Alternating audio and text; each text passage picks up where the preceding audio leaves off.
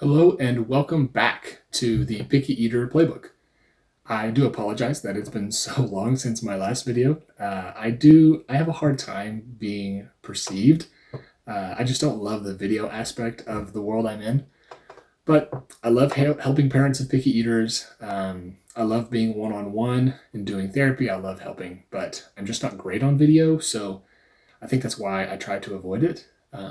But I want to help you more than I want to avoid being seen. So here I am. Also, I'm not a very techie guy. I'm kind of an 80-year-old man in a 30-year-old's body. So my goal is C plus delivery, but A plus content. So with that, let's get into it.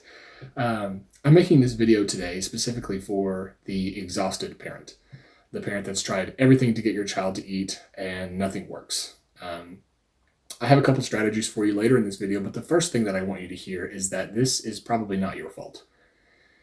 Actually, I know it's not your fault. And the solution is probably easier than what you would think. And it doesn't involve more bribing, more negotiating, or more rewards. I help families all the time who are doing everything they can. They're cooking multiple meals. They are trying rewards. They're begging, just one more bite. Just give me one bite of this food. And ultimately what this does is it just turns into a cycle of stress at the table. Parents feel frustrated, kids feel pressured, everybody loses, and it ultimately turns into a game of punishment. And so if that's you, you are not alone. And more importantly, there is actually a much better way and a much easier way to approach this. So one of the biggest mindset shifts that I coach parents to make is to actually start viewing picky eating as not a behavior issue, but a skill issue. So when we see that a child is having a really hard time with certain foods, if they refuse food often, it's usually because there's something about that food that feels really hard or unfamiliar or even unsafe to them. And that could be lots of different things, right? So it could be the texture of the food, it could be the way that it smells, the way that it looks, or even their ability to chew it and manage it in there while it's in their mouth and then swallow it. So instead of asking me, how do I make my child eat this food? The $1,000,000 question is actually, what skills is my child missing that is making this so hard?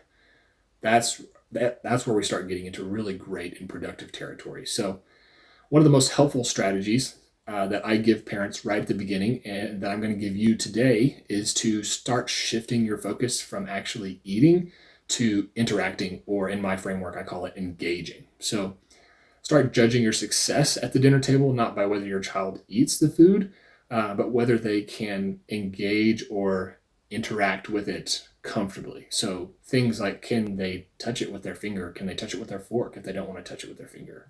Can they smell it? Can they help you prepare it in the kitchen? Can they push it around their plate? These are all small steps toward eating. And when a child feels safe interacting with the food, eating often will come much more naturally after that. But when we skip these steps, we skip all of these steps and we jump straight to, oh, please just give me one bite of this food. That's when we're going to see a lot more resistance. Their nervous system just is not ready to interact or engage with that food yet, which means they're definitely not ready to eat it. So all the pressure that we're providing these kids actually does the opposite of what we're wanting it to do. So when kids feel like they're being watched or forced or pushed, their nervous system just goes into protection mode. Eating shuts down, language usually shuts down. So that's probably why you're probably seeing some refusals, some shutting down, maybe even some gagging or like some meltdowns at the table maybe. It's not outright defiance. It's your child's nervous system trying its hardest to keep your child's body safe because it feels unsafe. So here's something simple that you can try this week. I want you to put either a brand new food that they've never interacted with before, or just a non-preferred food that you know that they've been exposed to before. Put that on the table, but remove any expectation to eat it. So instead, we invite interaction. We let them explore it at their own pace. We let them smell it, touch it. If they want to taste it, they can. But that shift is going to completely change the tone of your mealtimes. I've given this tip to parents before, and they're like, I don't think that's going to work. So if it sounds a lot different than what you've heard before, if it sounds like it's not going to work, I've heard that before as well. So, and that's okay. I would encourage you to try it. It's a really important step to get started on the process toward eating new foods. We need to make them feel safe interacting with it first. And then later down the road, I have some more strategies for you guys in the coming weeks. So I hope this was helpful. Again, I'm not super techie, so I'm probably not going to edit this video, just to be super duper honest with you and transparent. But I hope this was helpful. If you have a picky eater or know a picky eater, please like and subscribe. And I would love to have you at my table, and we will see you in the next one. All right. Thanks so much.